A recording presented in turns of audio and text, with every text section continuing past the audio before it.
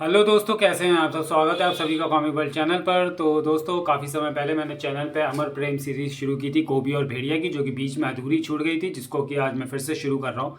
इसके पहले के 3 इश्यूज़ मैं ऑलरेडी अपलोड कर चुका हूँ और वो आपको उसकी प्लेलिस्ट में मिल जाएगी। अमर प्रेम सीरीज़ के नाम से मैंने प्लेलिस्ट बना रखी है। तो आज मैं इसका शुरू कर रहा हूँ चौथा इशू, जिसका नाम है प्रेम भला। तो चलिए दोस्तों, शुरू करते हैं।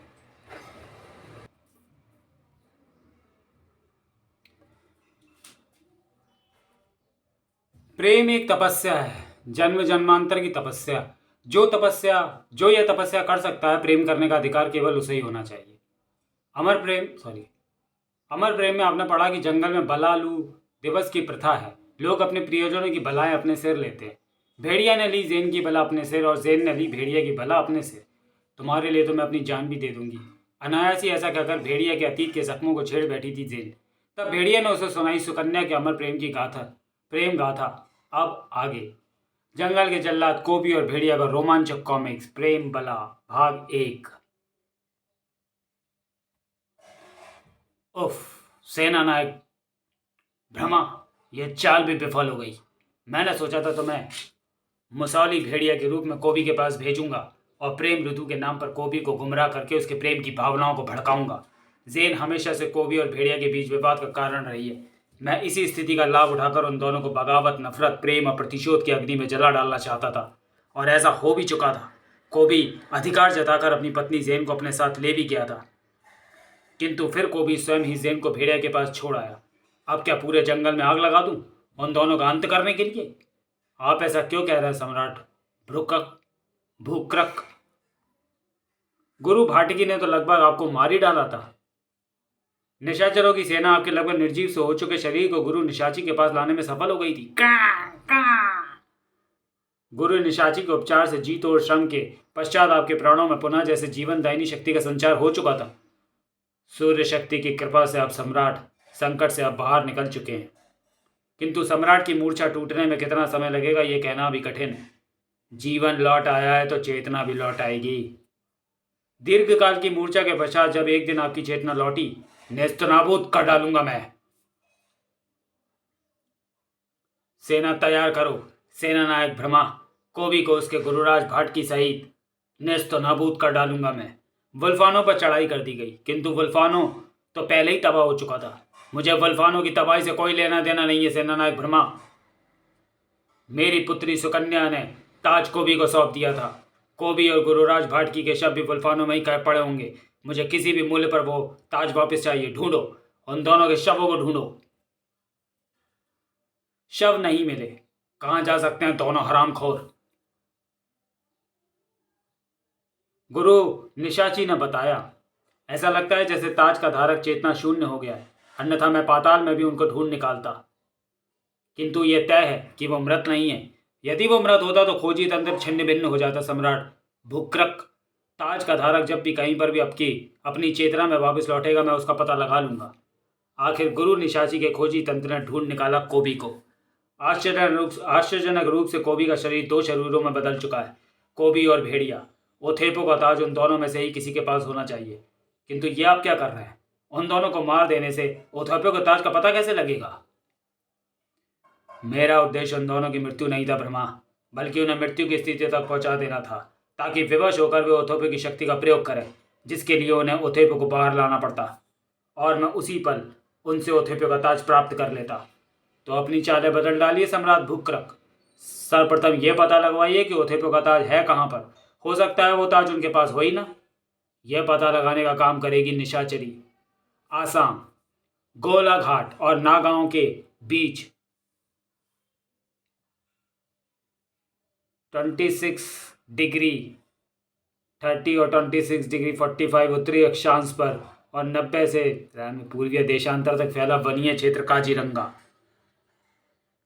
जहां शेर और बकरी एक ही घाट पर पानी पीते हैं, बशर्ते दोनों के पानी पीने का समय एक ना हो। आसाम का जंगल जो प्रसिद्ध है अपने फोना और फ्लोरा के लिए, जो सुप्रसिद्ध है वन्य प्राणियों और जंगली कबीलों के देवता कोबी और भेड़िया की मौजूदगी के लिए, और कुप्रसिद्ध है जंगल के जल्लादों के जल्लाद कोबी और भेड़िया की मौजूदगी के लिए। खाली समय में अभ्यास के लिए एक वृक्ष से दूसरे पर, दूसरे से तीसरे पर, तीसरे से चौथे पर छलांगे लगाता हूँ और ऐसे प्रत्येक अभ्यास के पश्चात मेरी इस कला में और तीव्रता आ जाती है। चले आओ मेरी भेड़िया फौज के हरामखोर भेड़ियों, कमबख्तों, बड़े सुस्त हो गए हो। आज मैं तुम्हारी डंडा परेड करवा रहा हूँ। दौड़ो और तेज, शाबाश।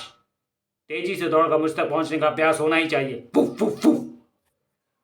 बलालू दिवस, तंत्राल, बलाएं, तगड़ तगड़ तगड़ तगड़ तगड़। प्रेम करना मना है। जहां भी दिखेंगे प्रेमी युगल, वहां उन पर छोड़ूंगा बलाएं। तगड़ तगड़ तगड़। चल सतरंगा, दौड़ लगा। अपनी उस धोखेबाज प्रेमिका चैल को भी तो ढूंढ कर खत्म करना मुझे। उसके टुकड़े तो मैं जंगल में चारों तरफ फेंकूंगा, ताकि भविष्य में कोई भी स्त्री प्रेम के नाम पर किसी को धोखा देने का साहस ना कर सके। प्रिय, 7 जन्मों के साथ की बातें बाद में करना, पहले इस जन्म में तो साथ दो। तुम सब स्त्रियां मकड़ियां होती हो, जो पहले प्रेम का जाल बुनती हो। उसके बाद जब प्रेमी जाल में फंस जाते हैं तो तुम उसके प्रेम को निगलकर दूसरे शिकार की तलाश करती हो। अब तेरा शिकार करेगी ये बला मकड़ी। हा हा हा हा हा। आज बला छोड़ूंगा तुझ पर। हा हा हा। नहीं, उसे छोड़ दे शैतान, मैं उसके बिना जिंदा नहीं रह सकता। चैल के प्रेम में पागल मैं भी कभी ऐसा ही कहा करता था। तेरी मौत तो ये खुद थी। था खच। भेड़िया का मन भाव बेहल उठा था। मेरे प्रेम का वर्तमान और भविष्य तुम हो ज़ेन। फिर कभी ना कहना कि तुम मेरे लिए जान भी दे दोगी। सचमुच अमर प्रेम किया था सुकन्या ने। मेरे प्रेम का वर्तमान और भविष्य ज़ेन है, किंतु अतीत, वो तो सुकन्या है। बलिष्ठगढ़ के सम्राट भूक्रक की पुत्री, जिसने प्रेम से मेरा परिचय करवाया था। मगर आज अतीत वर्तमान पर दस्तक क्यों दे रहा है? कहते हैं प्रथम प्रेम की एक सांस भी आखिरी सांस तक हृदय के किसी कोने में उस प्रेम को जीवित रखती है, और वो सांस मुझे सुकन्या ने दी थी। मगर आज वो एक सांस मेरी सभी सांसों पर भारी सी पड़ती क्यों महसूस हो रही है? अनजाने में ही कहाँ खिंचे जा रहे हैं कदम? ये मेरा भ्रम है या खींच रही हैं सांसें हमदम? बस एक आलिंगन को भी किसी का आभास दे रहे हैं सपने। लगता है आज वश में नहीं हूं अपने। क्यों घेर गए आज मुझे उदासी के साए? हवा का एक मामूली झोंका कहीं तूफान न बन जाए। हाँ, यही तो है वो। मेरे पास सुकन्या की आखिरी निशानी, ये नीलमणि, बस यही एक याद बाकी है। सुकन्या ने इसे देते वक्त कहा था, सच्चे दिल से मुझे याद करना, तुम मुझे अपने आसपास ही पाओगे। कहते हैं प्रेम जन्मों जन्मों तक खत्म नहीं होता। मैं तो इसी एक जन्म में रहा, वो कई जन्म ले चुकी होगी। 50,000 साल पुरानी बात है। कौन जाने कहाँ होगी, किस रूप में होगी। वो ना सही, मगर उसकी याद तो हमेशा मेरे आसपास होगी। बचाओ!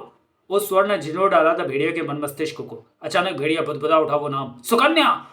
उफ, ऐसा क्यों लगा मुझे जैसे ये आवाज़ मेरे दिल से होकर गुजरी है। सुकन्या के तो सिर्फ एहसास से गुजर रहा था मैं। ये चीख की आवाज़ सुकन्या की कैसे हो सकती है? शायद उन पलों में दीवाना हो गया था मैं। आज मेरे लिए सुकन्या के प्रति यह दीवानगी गलत है, क्योंकि मेरे प्रेम पर सिर्फ और सिर्फ ज़ेन का हक है। उफ उफ नहीं, मस्तिष्क पुनः सुकन्या में भटक गया। ये सुकन्या नहीं है, मगर मस्तिष्क पर सुकन्या का सम्मोहन मुझे ऐसा ही आवाज़ दे रहा है जैसे ये सुकन्या ही हो। लड़की घोड़े से उछलकर सीधे उसकी गोद में आ गिरी थी। उफ! भेड़िया के जहन में फिर जैसे घंटियां सी बज उठी थी। नीलमणि देखकर जब भी सच्चे दिल से मुझे याद करोगे तो मुझे अपने आसपास पाओगे। उफ, बचो! मुखौटा कबीले के खूंखार जंगली, जो अपने कबीले के हाथ में आने वाले बाहरी लोगों को जिंदा नहीं छोड़ते। टनाक टनाक। मगर वे अपने कबीलों के हदों से बाहर भी नहीं निकलते। जरूर ये लड़की अनजाने में इनके कबीले में जा घुसी होगी। मैं तुम्हारे साथ हूं, है जंगल के मददगार। वो भी ऐसी ही फुर्तीली लड़ाकी थी। तो फिर ध्यान रहे, जब तक जान पर ना आ जाए आबा कोई घातक प्रहार मत करना। मगर उन्हें वहां से हटाना जरूरी था। उफ, बेहद खतरनाक है। थम्बूरा। दूसरा प्रहार करने का अवसर नहीं दिया भेड़िया ने उसे। पूरी कलाई को शस्त्र बना रखा है। स्पाक!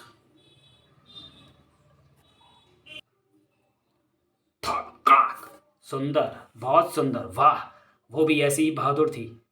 ये मेरा पीछा करते हुए बहुत पास आ गए थे, मगर अब बाकी के लड़ाके भी पास आ गए। टुकड़ टुकड़ टुकड़ टुकड़।